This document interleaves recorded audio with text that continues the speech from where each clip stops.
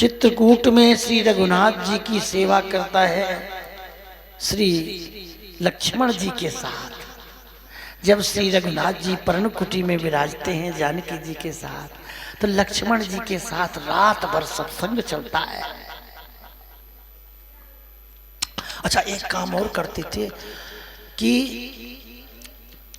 एक एक दिन की खबर अयोध्या पहुंचती थी। आज रघुनाथ जी यहाँ गए, आज ये बात हुई है, आज यहाँ है, आज यहाँ घूमने गए। ये चिट्ठी लिख करके एक घोड़ा राम जी के पास से सवारी भेजी निषाद राज गुह ने, तुम जाओ। दूसरे ने तीसरा दिया, तीसरे ने चौथा दिया। इस क्रम से अयोध्या चिट्ठी पहुंचती थी, राम जी यहाँ। आप समझे, ये निषाद राज की सेवा थी। जब चित्रकूट में श्री रघुनाथ जी पहुंचे हैं, एक एक दिन की सूचना श्री भरतलाल जी को मिल रही है। लेकिन जब श्री भरतलाल जी पहुंचे, उनके सैन्य शोभा को देख करके लक्ष्मण लाल जी ने क्या क्या कहा, निषाद राज गुह ने क्या कहा, अब वो तो रामचरितमानस में का विषय है। लेकिन जब भरत जी के रूप को देखा, इतना प्रेम भरत जी के चरणों से लिपट गया, बाण उठा लिया भरत जी को मारने के लिए। महाराज और क्या, रघुनाथ जी ने कहा मेरा भैया भरत ऐसा नहीं।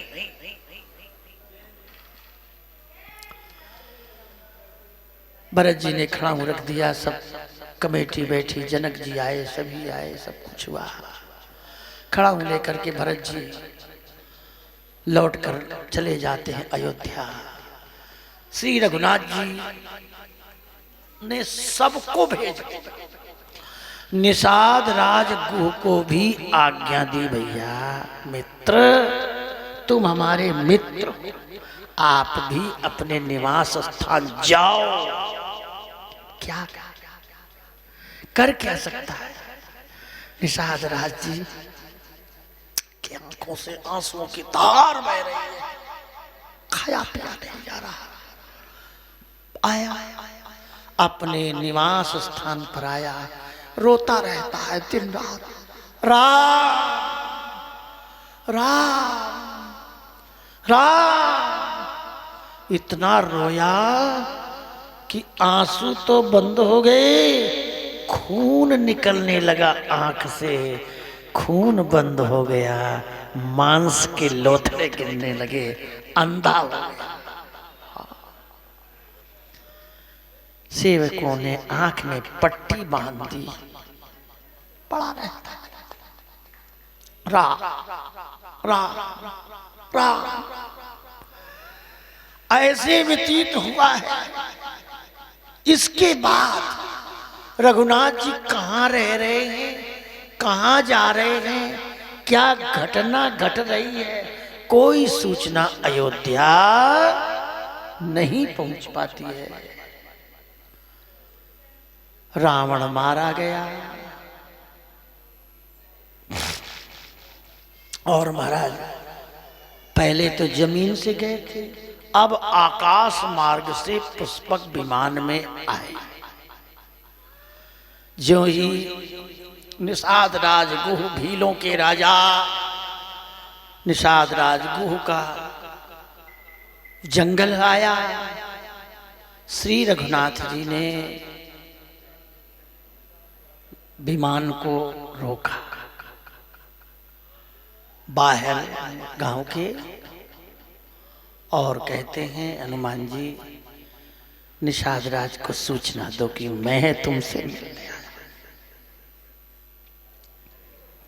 बड़ा विचित्र है महाराज। निषाद राज ने सुना, बोले क्यों आएंगे, वो राजा हैं, हम जंगली व्यक्ति हैं, हमारा उनका क्या है। वो नहीं, निषाद राज नहीं चला तो रघुनाथ जी पीछे से स्वयं चलकर मिलने गए। अच्छा, 14 साल में, इतने सालों में शरीर में वजन पड़ता है तो आवाज तो थोड़ा फर्क पड़ता है। निषाद राज के पास रघुनाथ जी गए, मैं आ गया हूं मित्र, मैं आ गया हूं, जय हो जय हो।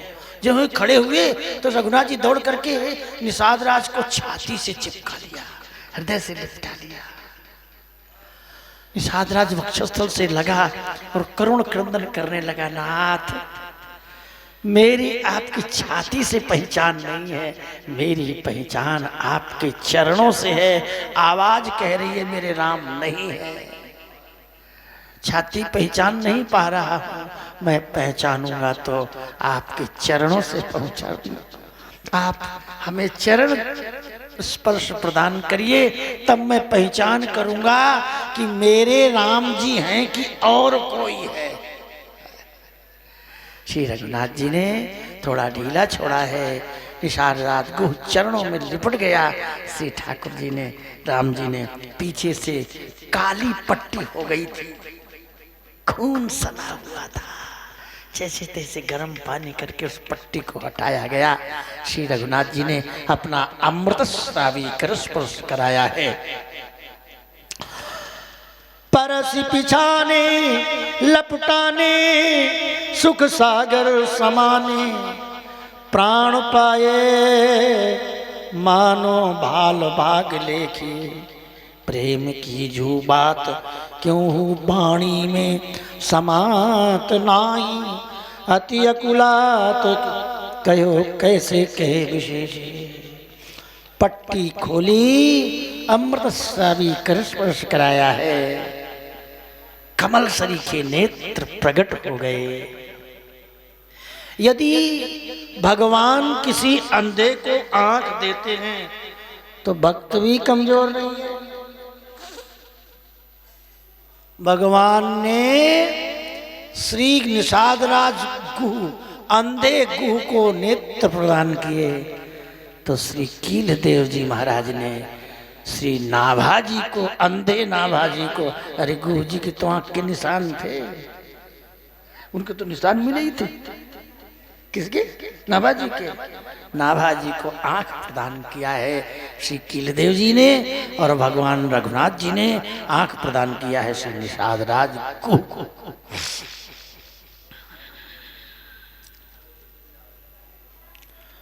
कैसी कैसी कथाएं आती हैं महाराज भक्तमाल में।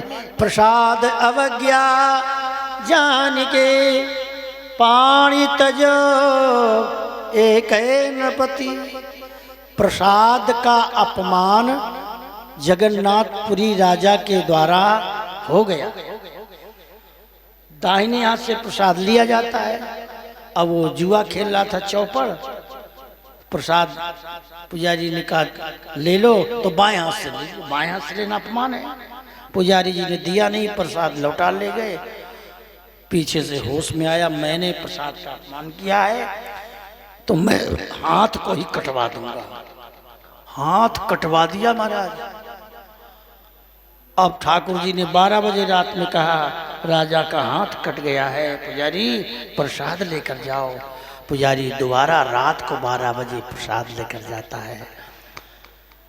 दरवाजे खुले थे महल के राजा के, जो ही भीतर प्रवेश किया पुजारी ने प्रसाद आया, प्रसाद आया, प्रसाद आया।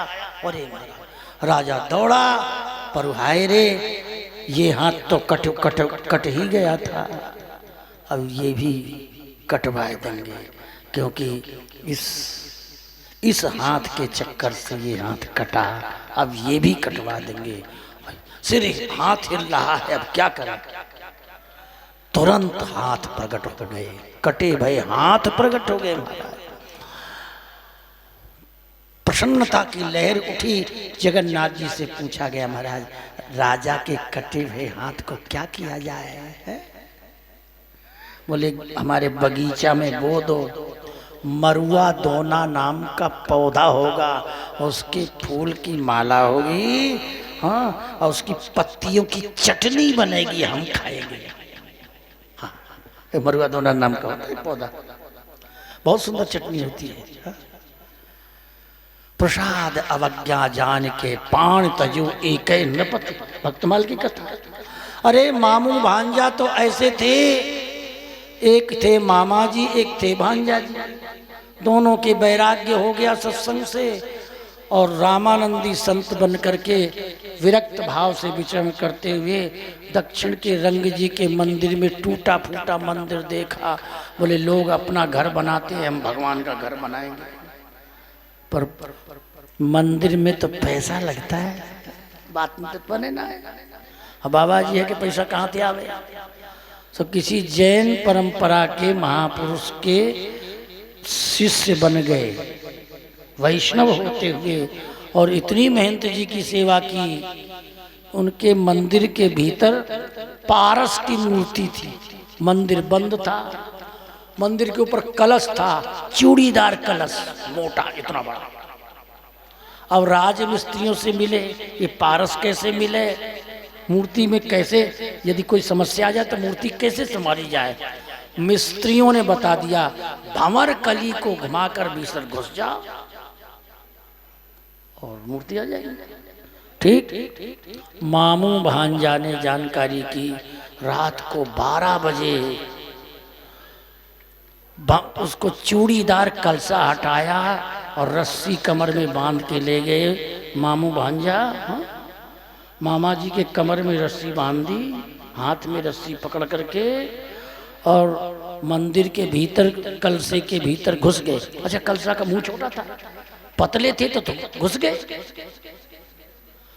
लेकिन जब मूर्ति हाथ में पड़ी और मूर्ति भांजे राजा को ऊपर पकड़ाया, पारस उसे कहते हैं जिसको लोहा छुआने से सोना बन जाता है, उस पत्थर का नाम पारस।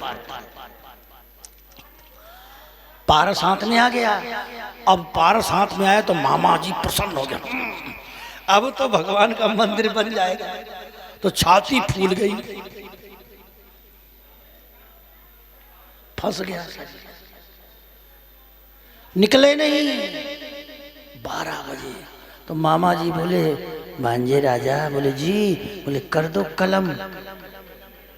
क्यों?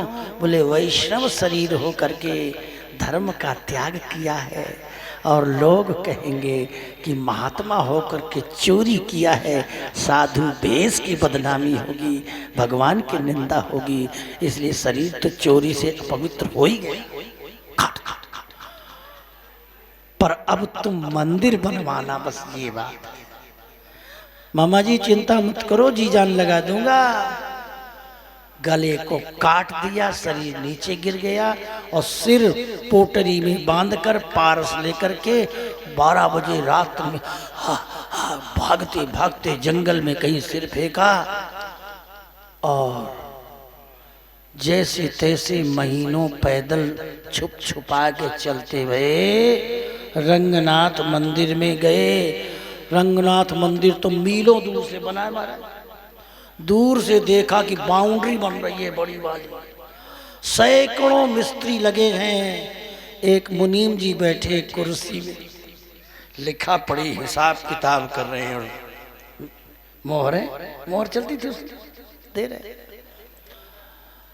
भांजे राजा ने सोचा, हे भगवान, ये लोक भी नष्ट हो गया, परलोक भी नष्ट हो गया, मंदिर भगवान का हम नहीं बना गए, मामा भी नरक गए, हम भी नरक गए। किसी दूसरे भाग्यशाली ने मंदिर बनाया। अब ठीक है, जिसके भाग्य में है। पर चलो जानकारी तो करें, आखिर कौन है बनाने वाला भाग्यशाली। हम शरीर से सेवा करेंगे, मेहनत मजदूरी करेंगे।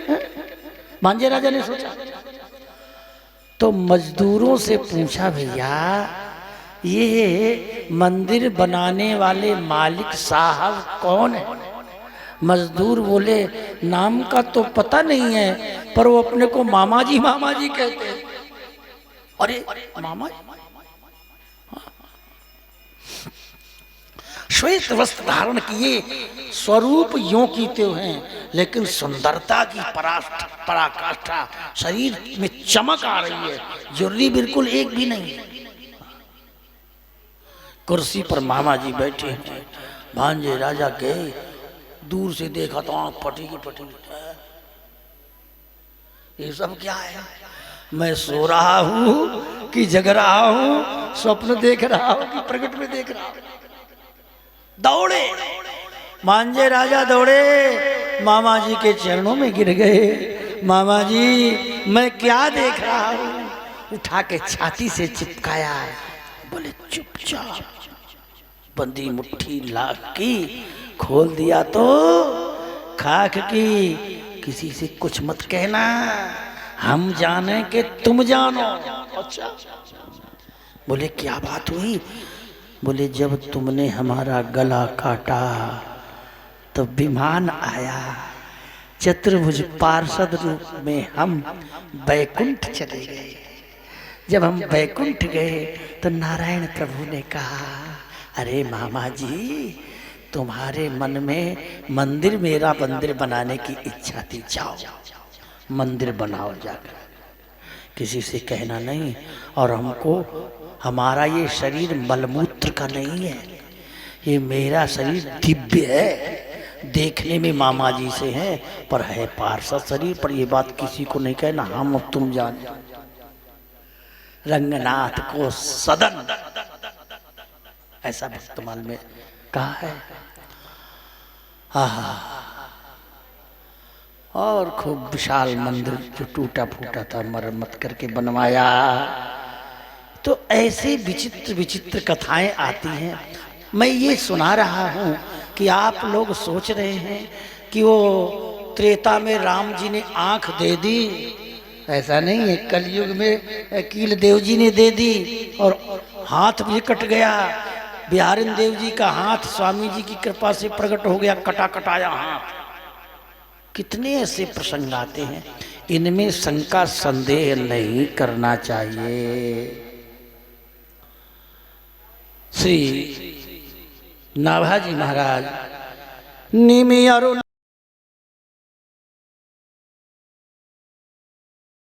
इस प्रकार इन सबको लोगों का स्मरण करते हुए जो भगवान के प्रसाद के रस के स्वाद को जानता है, हरि प्रसाद रस स्वाद के भक्त इते परिमाण, भगवान के प्रसाद के स्वाद को कौन जानता है?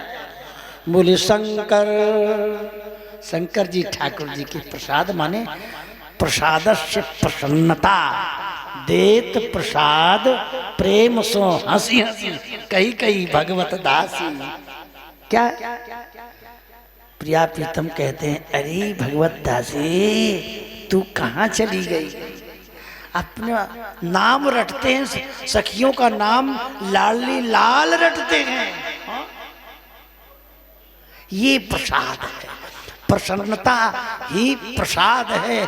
श्री लाडली लाल की प्रसन्नता के प्रसाद रूपी प्रसन्नता रूपी प्रसाद के प्रमाण कौन है? बोले शंकर जी हैं, सुखदेव जी हैं, सनकादिक जी, कपिल, नारद, हनुमान, विश्वक्सेन, अर्जुन, ध्रुव, अम्बरीश, इनको मैं प्रणाम कर रहा हूँ। अगस्त, पुलह, ऋषि, चमन, वशिष्ठ, इनको प्रणाम कर रहा हूँ। साधन साध्य 17 पुराण, फल रूपी श्री भागवत 18 पुराण हैं। एक शब्द होता है साधन, एक होता है साध्य, एक होता है कार्य, एक होता है कारण। अब आजकल तो हम लोगों की हिंदी का स्तर इतना बिगड़ गया है कि शुद्ध हिंदी बोलना बड़ा कठिन है। आधी अंग्रेजी, आधी उर्दू और मिली जुली भाषा।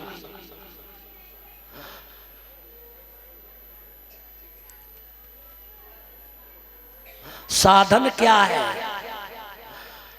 और फल क्या है?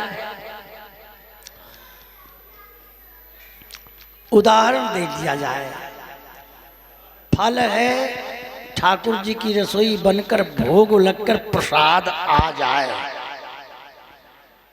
और प्रसाद पावे तो भूख समाप्त होना, ये फल है। ठीक है। तो साधन क्या है? जंगल में गए, लकड़ियाँ बीन करके लाए, आटा भीख मांग के लाए, चाहे कमा के लाए, कैसे लाए, कितने दिन लगे, कितने दिन में गेहूं बना, ये सब साधन है फल की प्राप्ति के लिए। और उस फल को भी साध्य कहा है। साध्य कह दो, फल कह दो, कारण कह दो। एक कार्य है, एक कारण है। कारण की प्राप्ति के लिए कार्य किया जाता है। भूख शांत करने के लिए रसोई बनाना, बर्तन लाना, साधन करना, ये सब कार्य है और कारण है प्रसाद पाना। ठीक है। ऐसे ही ये 17 पुराण क्यों रचे गए हैं? क्या है ये 17 पुराण? ब्रह्म पुराण, विष्णु पुराण, शिव पुराण, लिंग पुराण, पद्म पुराण, स्कंद पुराण, वामन पुराण, मीन पुराण, बारह पुराण, अग्नि पुराण, कूर्म पुराण, ये जितने पुराण क्या हैं? ये बोले पुराण साधन हैं, पुराण कार्य हैं। तो फिर कारण क्या है? बोले श्रीमद् भागवत महापुराण कारण है, महापुराण साध्य है, महापुराण फल है। साधन साध्य 17 पुराण फल रूपी श्री भागवत।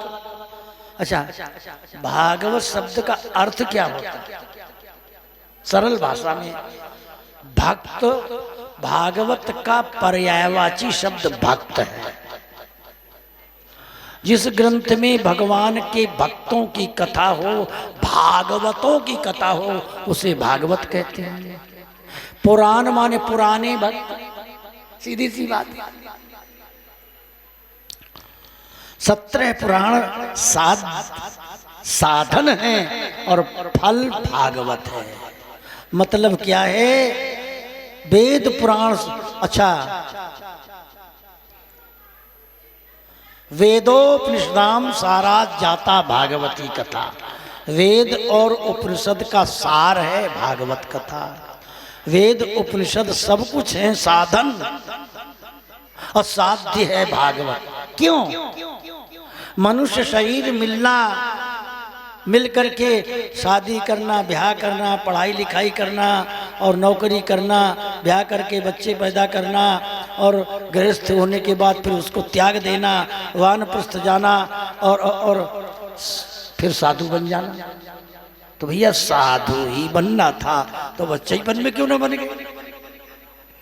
इसका मतलब ये है कि साधु बनना ही सत्य है, भगवान की शरणागति ही सत्य है, भागवत बनना ही सत्य है। इसलिए भागवत फल है, भक्त बनना साध्य है, भक्त बनना ही कारण है। हम भगवान के भक्त बन जाएं, इसलिए भगवान ने हमको मनुष्य बनाया है। बोलो वृंदावन बिहारी लाल की। ऐसा स्मरण किया। 18 स्मृतियों का नाम लेते हैं और भगवान राम जी के जो पार्षद हैं मैं उनको प्रणाम करता हूँ। ब्रज बड़े गोप परजन्य के नौनी के नंद। ब्रजमंडल में नंद बाबा कौन से नंबर के नंद जी? परजन्य जी महाराज और वसुदेव जी महाराज। एक तरफ वसुदेव जी, एक परजन्य है। छत्री घर से बालक जन्म हुआ, उसका नाम वसुदेव, और वैश्य कन्या से बालक हुआ, उसका नाम परजन्य। परजन्य के हुए 9 नंद, धरानंद, ध्रुवनंद, उपनंद, अभिनंद और नंद। ये 5वें भैया है नंद जी, समझ रहे ना? 4 इतने बीच वाले हैं। हम लोग हंसी विनोद होता था, ज्यादातर हम लोग साधु में रहते ना, तो साधु बीच वाला ज्यादा बनता है। 4-5 भाई होते हैं ना, तो बड़ा वाला तो कहते, कोई हंसी विनोद में कहते हैं बड़ा पिताजी का और छोटा माताजी का, बीच वाला भगवान का। बोलो वृंदावन बिहारी। हम लोग आश्रमों में रहते हैं ना, तो ज्यादातर बीच वाले साधु बन जाते हैं, मतलब बीच वाला भगवान का। तो श्री नंद जी बीच के हैं। चलो, ये तो विनोद की बातें हैं। अभिनंद, नंद सुनागर चतुर्थतः अभिनंद, नंद सुख सिंधु उजागर। सुनंद,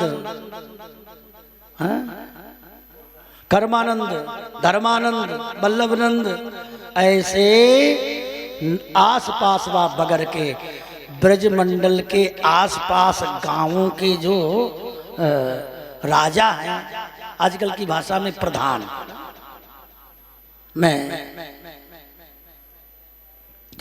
उनके गुण गाना चाह रहा हूं। बाल वृद्ध नर नारी गोप, ये ब्रज मंडल के जितने बच्चे हैं, जितनी बालिकाएं हैं, जितने पुरुष हैं, जितनी महिलाएं हैं, बाल वृद्ध नर नारी गोप हों अर्थी उन पाद रज, मैं उनके चरणों की धूल बन जाऊं। नाभाजी के शब्द हैं। कौन?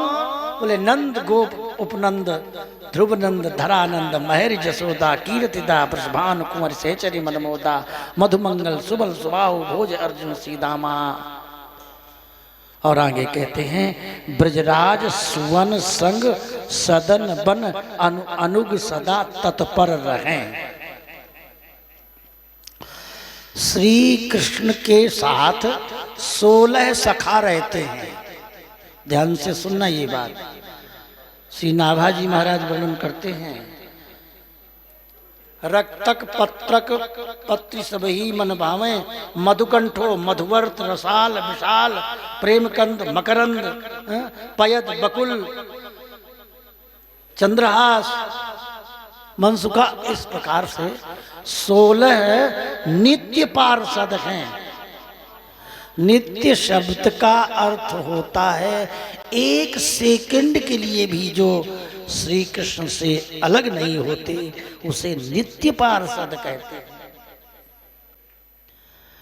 सुबह के समय नहाते धोते समय भी नहलाते हैं, कन्हैया को धुलाते हैं, कन्हैया की सेवा करते हैं, फिर बाल भोग करते कराते हैं, साथ में खाते पीते हंसते खेलते हैं, फिर कन्हैया को सजाते हैं खूब, और उस कन्हैया के साथ में गैया चराए हुए जाए, और गैया चराते समय हर समय भी इनकी आगे पीछे घूमते रहे।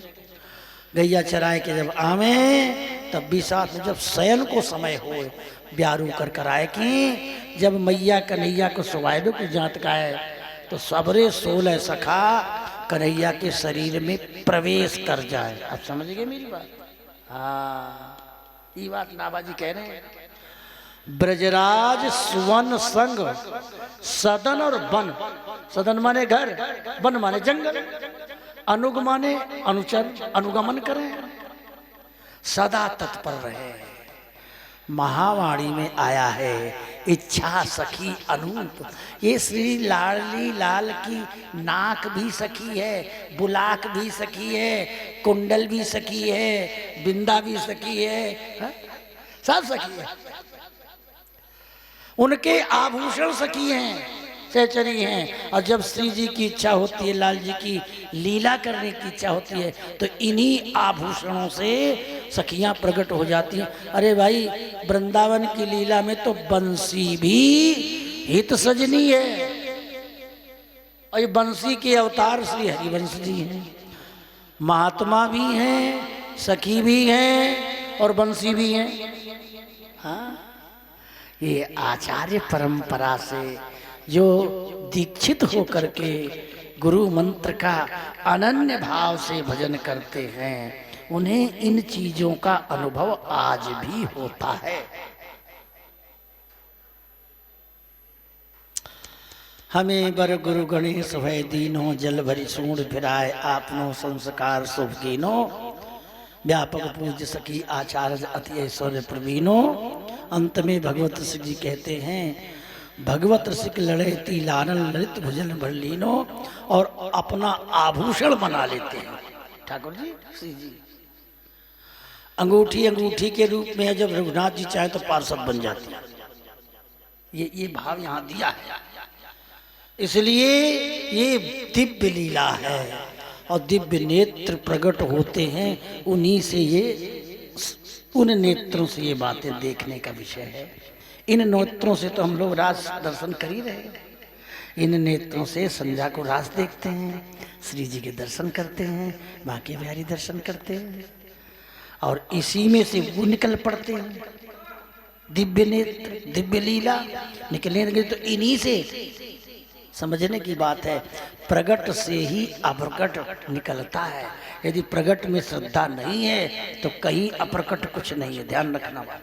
हाँ, तो प्रगट से अप्रकट वस्तु कैसे प्रकट होती है? उसके बीच में होता है गुरु मंत्र, नाम, महाराज की कृपा। इसलिए नाम साध्य भी है, नाम साधन भी है। और कौन सा नाम? जो गुरु जी ने तुमको एकांत में कमरे में चुपचाप सुनाया है, वो वही बीज मंत्र है। पर भैया कितनों कहो कितनों सुनो, या कांत सुने लोग बागियात निकाल दें, कहा कहे।